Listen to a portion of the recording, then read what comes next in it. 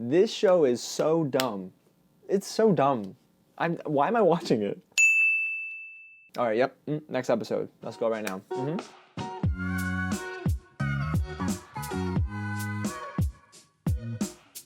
What's going on, you guys? James here with another real review. I haven't said that in a while, but I just finally got through 11 episodes of Netflix's original reality TV series, Love is Blind. One of the stupidest, trashiest reality shows I've ever seen in my life, but if you know me, I'm a fan of The Bachelor, Bachelorette, and Bachelor in Paradise, so naturally I was a fan of this. It's so bad, but it's so good. Alright, let's just start. I don't even know how to begin this video. Let's start here. You guys, we're in a weird time, right? There's a quarantine lockdown going in place for so many people. It's self-imposed. Of course, the government hasn't said don't leave your homes. But there's a lot of binge watching going on, whether it be movies or TV shows. And me personally, I decided to take it upon myself to begin my quarantine watch party with Love is Blind. But I had a lot of fun with it, honestly. I know I sound like I didn't enjoy my time with it, but boy, the tea was hot. The drama was stirring up. It was crazy, especially in it's one episode by the pool with Carlton and Diamond, but we'll definitely dive into that.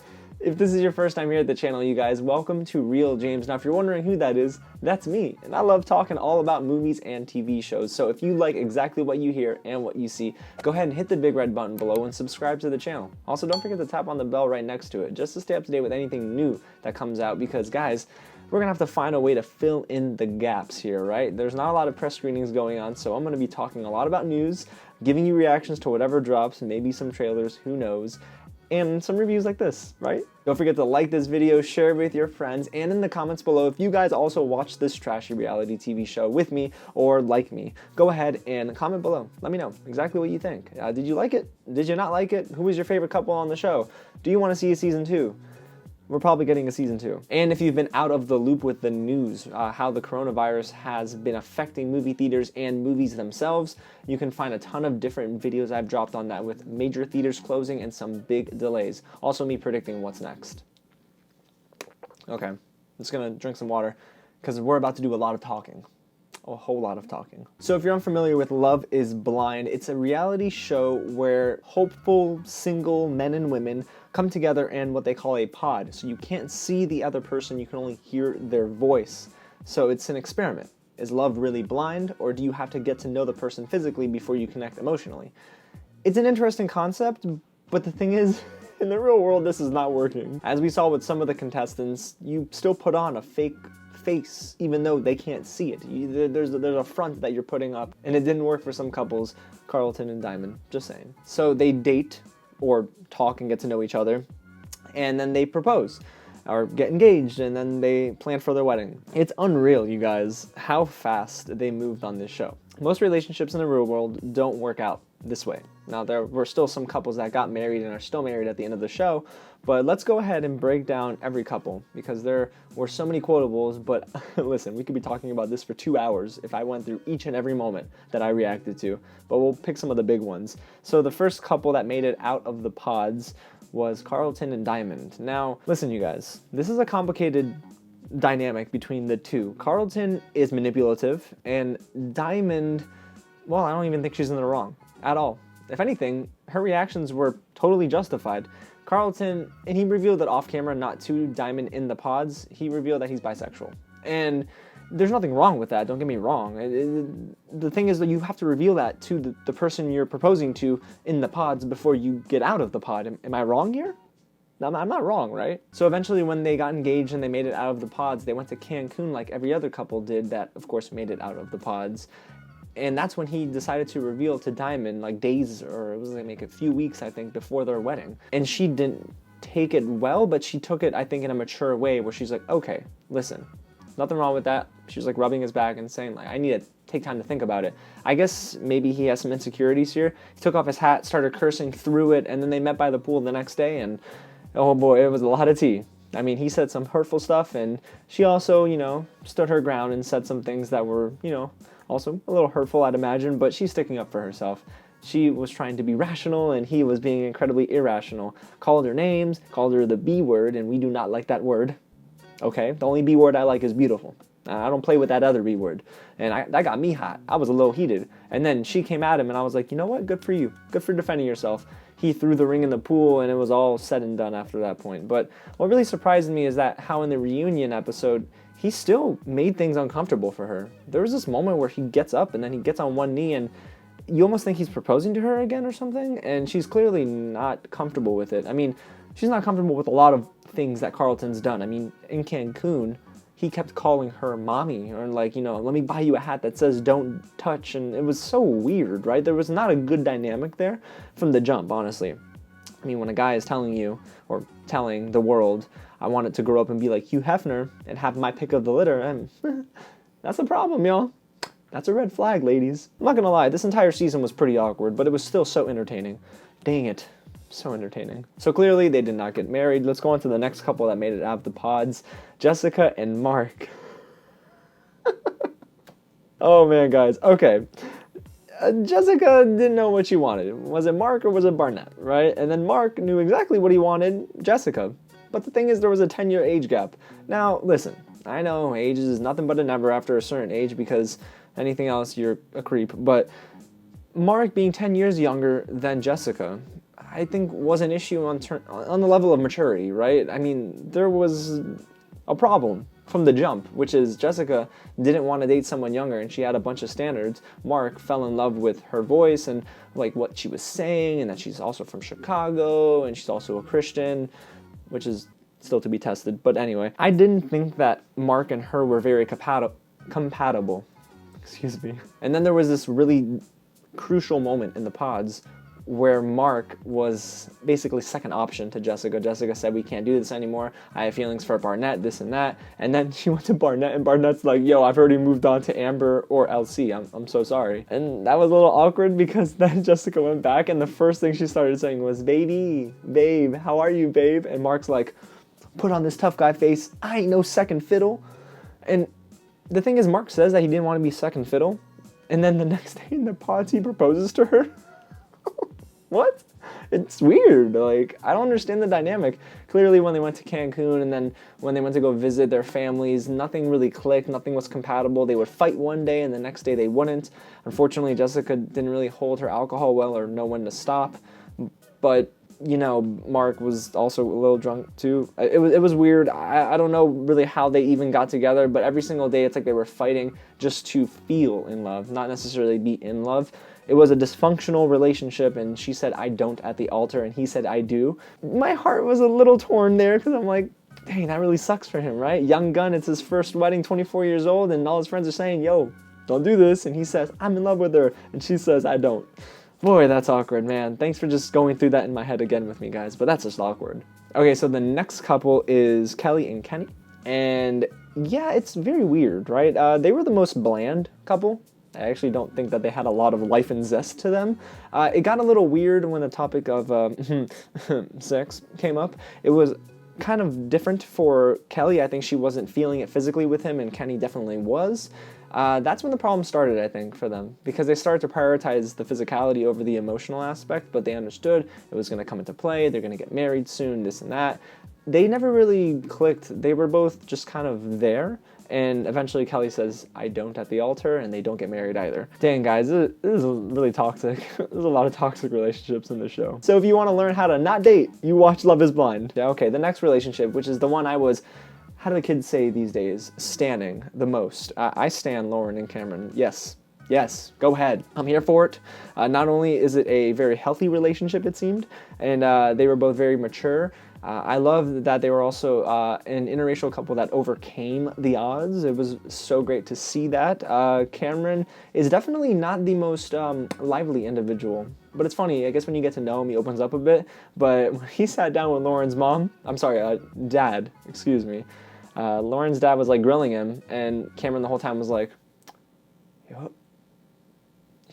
I'm like, boy, you better get some life in you. Like, show him the love you have for Lauren. But, you know, it's nice that they worked it out.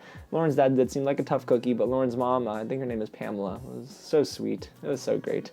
I'm really glad that they overcame some obstacles. Lauren's individualistic mindset is how I would call it. She didn't want to be tied down to a home with someone else. She wanted her space, but they worked it out, and on the reunion show they're still married, they're still together. So it is really nice to see that it actually worked for these two. And honestly, the experiment only worked for these two in my mind, even though this next couple also got married. Okay, so the next couple is Amber and Barnett. Now, they're a handful, man, because for me, I never really gravitated towards Barnett as a likable contestant, if I should say so myself. And then Amber was also a little different. She was very up in your face, very bold. She didn't really tell a lie. She was straight up with everything, sometimes to a fault, because when she met Barnett's parents, making that joke, what was the joke, guys? Correct me if I'm wrong in the comments, but she said that at least Barnett, like lets her fart on him or something like that. Y'all are some nasties. Like, that's not cool, like, in any relationship, but whatever. I mean, I guess that works for them.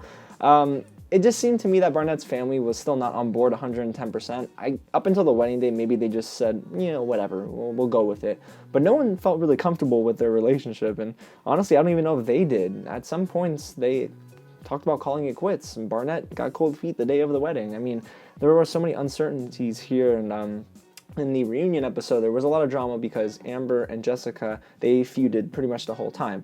If you're asking me, honestly, just for me to be truthful, I think Jessica still has feelings for Barnett, or at least had a lot of feelings during the entirety of the show. And it was very awkward because there was this moment where, y'all, how have I not seen this on Twitter yet? Maybe I haven't looked for it, but Amber and Jessica were having a conversation at the bar. I guess it was their bachelor party at this club called Lips or something like that. And Jessica's really drunk. She did that a lot this season. Was talking about Barnett with Amber and their relationship, and then was grabbing Amber's face, and then kissed Amber. It was on the lips. This ain't no European This was a full frontal, and I'm thinking to myself, okay, you know what? Jessica and Mark do not need to get married. This is crazy. She's still got some feelings for Barnett, because I am always a strong believer that out of the abundance of the heart, the mouth speaks, and let me tell y'all, Jessica still had feelings for Barnett the whole time, and it was so awkward. Alrighty, the next couple, my goodness. This is one of the most dysfunctional, if not the most dysfunctional, couples that made it out of the pods but did not get married. Damian and Giannina. Y'all, what was that? What did we watch over a course of 11 episodes? They were fine in the pods, they got out of the pods, they were okay. Clearly she lusted after him and he wasn't willing to give in, but then he compromised. And then, the whole, what's for dessert? I am dessert. I'm like, girl, stop that. Don't, that's just weird. Respect him if he doesn't want to do it right away. Y'all just met, in person and are living, on your own for the first time in a little while. I'm going to stop ranting and actually break it down. Giannina has a big social media following, right? Damian is, well, I don't know. What is Damian? But anyway, Giannina has a ton of followers on Instagram, and she apparently, and I think it was over a span of 2 episodes, where she would just keep checking your phone and stuff, and Damian would bring it up, and there were clear issues that they never really worked out before their wedding day. So part of me wants to believe that they didn't work out their differences because they didn't really love each other. They kind of were just there for the looks. It was purely physical, I think, after they got out of the pods. And on the wedding day, Giannina says I do, right? First of all, I didn't expect that. I thought she was going to say I don't. But they play the music and everything and get you all in the mood. And then Damian says I don't. And let me tell you, I swear I thought Giannina's stepdad was going to get up on that stage or get up at the altar and start throwing hands. But none of that happened. Giannina runs away, literally runaway bride, and falls on the ground in the mud and everything, tears up her dress and says, take your bow back. Because Damian gave him a bow or something, I'm giving you all of me. That was a weird proposal, but whatever, not here to judge. I'm just here to say that it was dysfunction. Listen, y'all, if you don't work these things out before your wedding, you don't got to get married right away. Maybe on season 2, if they do a season 2, I'm wondering if one of the couples will say, you know what, we're going to play this game differently. We're not going to get married. We're both going to say I don't, and we're not even going to wait till our wedding day. We're going to postpone it and get married later when we feel like it. Because, sometimes on these reality shows, the contestants can take the power back a little bit from the producers. it was just such an interesting dynamic between them, and I really never saw them even getting to the altar. They did, they just didn't get married. So that leaves you with Lauren and Cameron, who got married, Amber and Barnett, who got married, and that's it. 2 couples out of all of the other couples who made it out of the pods. Honestly, it's a failed experiment. I mean, if you're gonna go off the numbers, this didn't work. It worked for the millions of people who watched Love is Blind and are still watching it during this quarantine, because it was great TV. It's fun to watch some of these things go down, because you know half of it's scripted and sometimes it's not. And then it breaks your heart too, because you know that these are still 2 humans, and you know you wish the best for them, but I don't know. I just don't know. I mean, some of these people just aren't ready to get married ever, and probably should not be married in the next 10 years, even if you're 30 something. Like, y'all need to wait and mature and figure out what it is that you want without going back and forth between men or women. I think the big loser in this show, to be honest with you, is Carlton. I don't think he made himself look very good. Diamond is a big winner for the way she reacted. Yes, she threw some expletives back at him, but she was heated in the moment. She was called a really bad name. Yeah, you know, people on Twitter are like back and forth, but I think Carlton's the biggest loser. I mean, I can't see him kind of getting out of this without needing a therapist. Yeah, he needs therapy. I really hope he gets the help he needs, because he's compartmentalizing a lot, and it kind of came up to the surface and erupted on Love is Blind. I think the big winners here, because you know there are winners, of course, not Amber and Barnett. No, I don't care. Listen, I know they got married, but it's Lauren and Cameron. They're the big winners, because they showed how 2 mature people can go on a reality show that is kind of stupid and probably should not exist for people who really want to get married, but they made it work. They're living comfortably together, it seems. So yeah, it's nice to see them really work out, because they were my favorites, and they were fan favorites for so many people who were watching the show as well. Yeah, man, this is a fun series. So can I tell you that I recommend you sit down and watch season 1? If you like The Bachelor, if you like The Bachelorette, if you like Bachelor in Paradise, if you like a lot of reality shows like The Circle on Netflix as well, you're probably going to appreciate this season of Love is Blind. It is... Why is it so addictive? Like, I started it and I thought I'm never going to come back to this, and then I hit, you know, episode 2, and I'm like, all right, how many episodes into season 11? All right, put my seatbelt on and said, let's just do it. Let's just watch it all. And it was actually worth my time, because I'm a fan of these reality shows. And like I said, guys, if you're not a fan, just skip it. You can skip it. There are more movies to watch. I'm sure I'm going to review Westworld Season 2 during this quarantine, and then we'll get into Season 3. It's going to be fun. You know, there are many things that we're doing on the channel that'll still keep you coming back if you're not a reality TV show fanatic like myself. Alrighty, guys, so there you have it. Those are my reactions after I just completed Season 1 of Love is Blind. Again, if you liked everything you just heard and everything you saw, go ahead and hit the big red button below and subscribe to the channel. I mean, we're almost at 900 subscribers. During a time like this, I'm not going to sit here and try to promo anything, but it's a blessing just to be able to talk to you guys and still do community as we're in this weird pandemic, or trying to sort through it. You know, in the US, we're getting through it, hopefully, and around the world, I'm praying for everyone. Let me know how you're doing in the comments below, and let me know what you think of who I thought was the biggest winner and the biggest loser in Love is Blind Season 1. Don't forget to like this video, share it with your friends, and follow Real James on social media. Yes, your boy is on Instagram, Twitter, and Facebook. It's been fun. Believe me, Twitter's been popping off during this pandemic. It's been a mixture of fun and sad. Alrighty, guys, again, thanks so much for watching and spending some time with me, and I'll catch you at the next screening.